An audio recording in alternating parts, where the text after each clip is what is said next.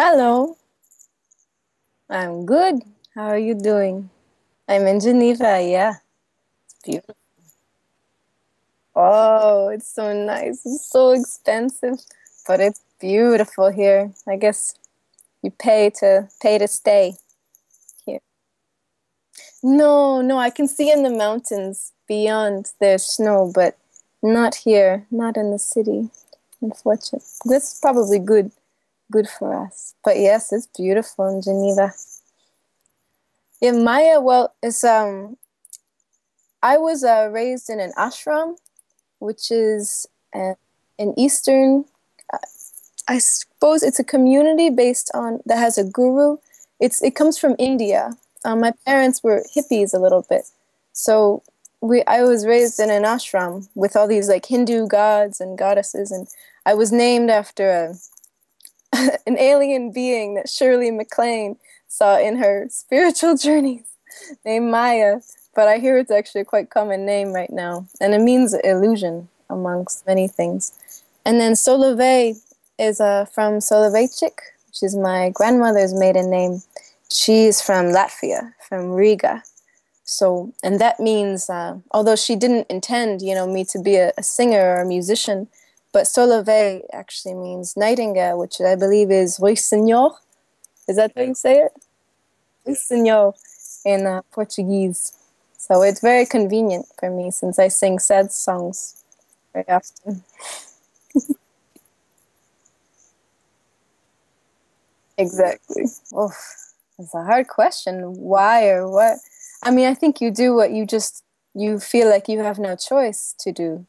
I mean, if I could choose, I'd probably have like a more stable job, like I don't know, like a doctor or a lawyer, something I knew where my paycheck would come. But I mean, I didn't really have any choice. I had to do this because I felt music in me, so I had to. It's about communication. Like my job is to communicate with other people in the world through music, so that because we all feel the same things. So it was a very natural path for me, I suppose. I mean, the business part is not always the easiest, to grow a career, but the music part is a very natural thing, I think, for a lot of people. But I just took it on because it was something I knew I had to do. The inspiration is the world itself. I mean, stories and people and our own experiences. There's endless inspiration, I suppose. I agree I with hope I answered your question.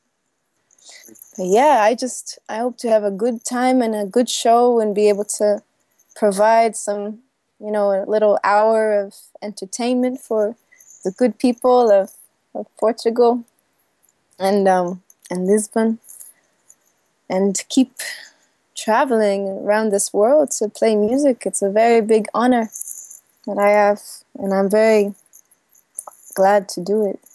So, really, I find it to be one of the most musical languages as a musician. The story goes pretty much as somebody years ago, one of my dearest friends, a great jazz musician named Bob Belden. I had just moved to New York, and I didn't know a soul when I moved there. I moved there. I lived in this basement apartment alone, and I was just spent my days exploring the streets. And one day I met this man, Bob Belden. He was my first friend. I spent a long time, months in his basement, smoking weed and listening to music for a long time. But in that time, he played me João Gilberto record, who's a Brazilian. Yeah, I'm sure you know.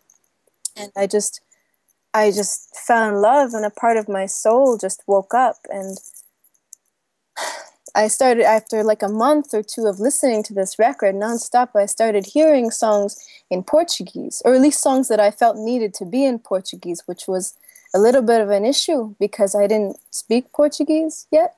So I had to learn. I mean, I spoke Spanish at the time because I lived in Spain and Ecuador, and I spent my life studying. So I could sort of temporarily write some things in Spanish and translate them later. Or, when I started, I found a school downtown. I went on my bike every time I could, and And then I went to Brazil for a month and to study percussion, and I was squatting. I don't know what the word for in Portuguese is for squatting, but just staying, just,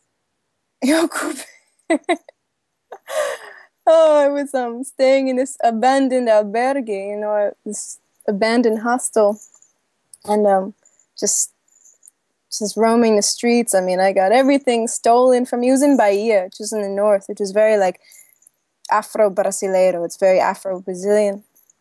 And it was amazing. And I just didn't come back with much except my guitar, which is a 7-string classical. And but that's been my baby since.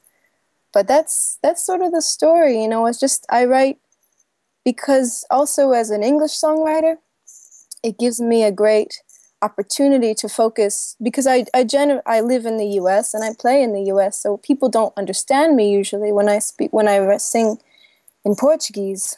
And for me, it's an opportunity to focus more on the music of the words instead of necessarily what they mean at first listening. I mean, you can look, my lyrics and translations are on my website, or you can find them on the internet.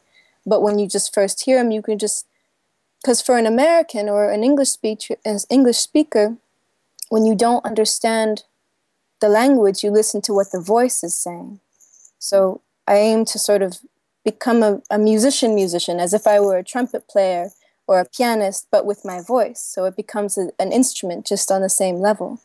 Instead of like when you write in English, it's all about the phrase, how you phrase something and the characters and the dialogue and, the story, which is important, but I wanted to explore different facets of music. And Portuguese and Spanish allows me to do that, as an English speaker, an American.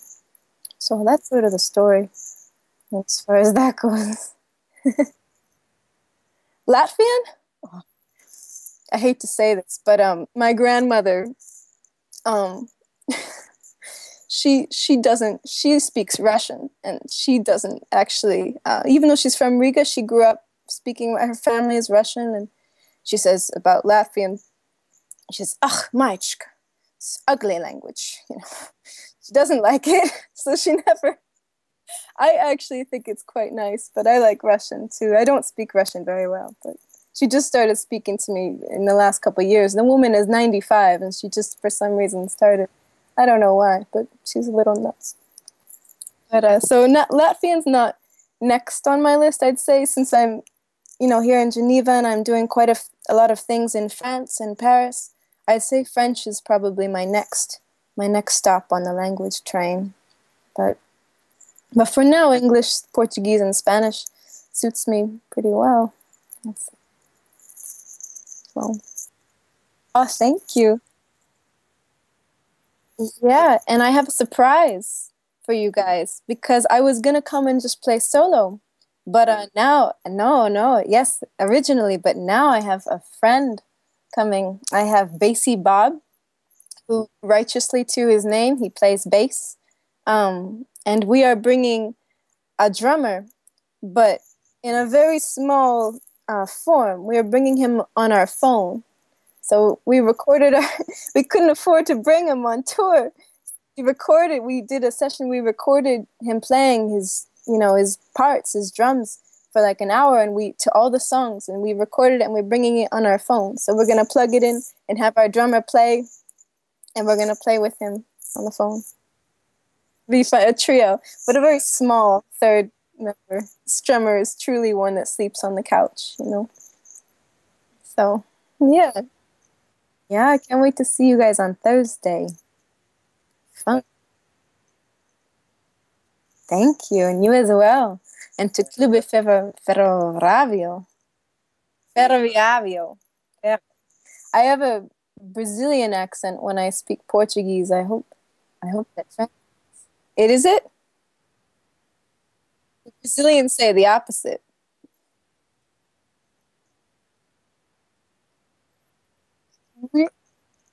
He thinks you're Russian? Oh, can't wait to compare. You know, they tell me, the Brazilians tell me that I speak like a Portuguese person, and I don't know why. It's what they tell me, but you'll tell me, you know, from a different perspective. We'll see. We'll see. Vamos a ver. Sim, obrigada a vocês. Beijinho. Tchau.